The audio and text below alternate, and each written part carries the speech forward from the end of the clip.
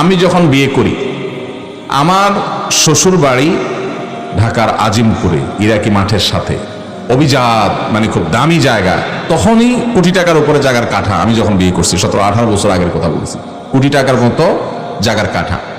তো সেখানকার বাড়িওয়ালা, আর আমি হলাম সন্ন্যত ছাড়া গরিব মানুষ। ঢাকা শহরে আমার কোনো ফ্ল্যাট প্লট বাড়ি, তখন আমি মাত্র 2800 টাকা বেতনে চাকরি করি। আমার শাশুড়ি আমার সাথে বিয়ে দেওয়ার জন্য রাজি হয়ে গেছে। আমার শ্বশুর মারা গেছেন। তো আমি নিজেই অবাক হয়ে গেলাম যে ভদ্রমহিলা কি দেখে আমার কাছে বিয়ে দিতে রাজি হয়ে গেল। 2800 টাকা কি ঢাকা শহরে খাবে না বাসা ভাড়া দিবে?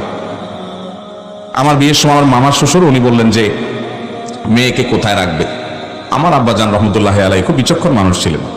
তো আব্বাজান বললেন যে আমার ছেলে যেখানে থাকবে আপনার মেয়ে সেখানে থাকবে। আমার ছেলে যদি ওই রাঙ্গামাটি জঙ্গলে চলে যায় তো আপনার মেয়ে সেখানে যাইতে হবে।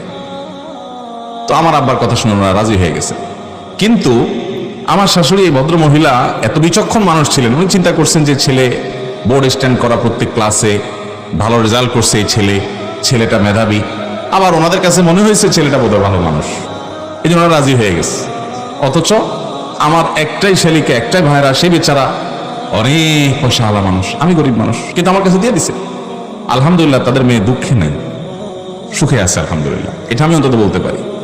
আমাদের দেশে বেশিরভাগ মেয়ের বাবারা, ভাইয়েরা, আমি খুব সিরিয়াসলি বলছি যে আমরা বেশিরভাগ এই ক্ষেত্রে আমরা ভুল করি। আমাদের মেয়েদের জন্য আমরা দেখি যে একটা সরকারি, অনেক ছেলেরা আমাদের কাছে প্রশ্ন লেখে, হুজুর সরকারি চাকরি না করলে মেয়ের বাপরা মেয়ে দিতে চায় না বিয়ে। সরকারি চাকরি না করলে আপনি মেয়ে বিয়ে দিবেন না? সরকারি চাকরি করে কয় টাকা পাবে সে চুরি করা ছাড়া তো তার উপায় খুব বেশি একটা নাই। সরকারি চাকরি করে চুরি করা ছাড়া পয়সা করার কোনো পথ আছে? কেমনে আমার বুঝান, কয় টাকা বেতন পাবে? সে বরং ব্যবসা বাণিজ্য করলে আজকের গরিব কালকের ধনী হতে পারে ইনশাআল্লাহ।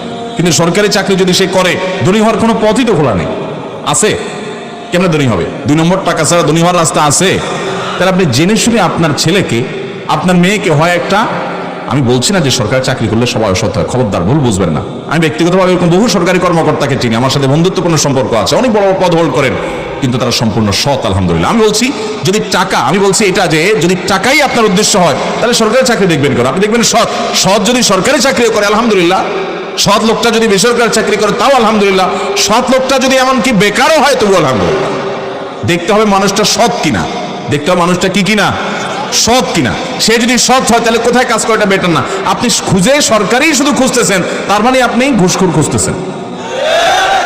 আপনি খুঁজে খুঁজে শুধু সরকারি চাকরি দেখে দিবেন, এর মানে আপনি ঘুষখোর খুঁজতেছেন। আত্মসম্মান বলতে কিছু থাকা উচিত, আত্মমর্যাদা বলতে কিছু থাকা উচিত, যে আমার মেয়েটা একটা সৎ ছেলের সাথে জীবন যাপন করবে, যে ছেলেটা কখনো হারামের কাছে যাবে না। চেষ্টা করবেন তো মেয়ের বাবারা ইনশাআল্লাহ। যে ভাই প্রশ্ন করেছেন, যে ড্রাইভার ভাই, তার মনের কষ্ট, তিনি নিজে অবৈধ সম্পর্ক করেন নাই, মেয়েটা ভালো জানতে পেরে পারিবারিকভাবে বিয়ের প্রস্তাব নিয়ে গেছেন।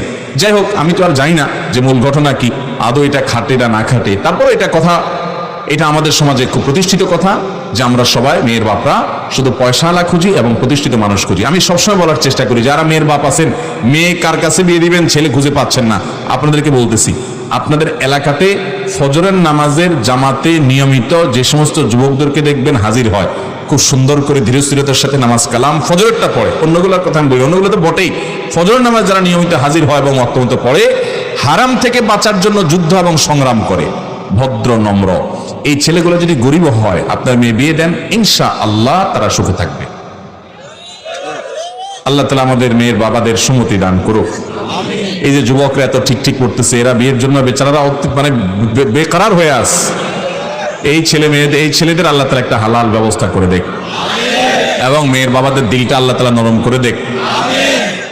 আর ছেলের বাবারা যৌতুক খাওয়ার হারাম খুরি থেকে আল্লাহ তাআলা বেঁচে থাকার তৌফিক দান করুক। যুবকরা যৌতুক মুক্ত বিয়ে করবেন তো ইনশাআল্লাহ, ইনশাআল্লাহ।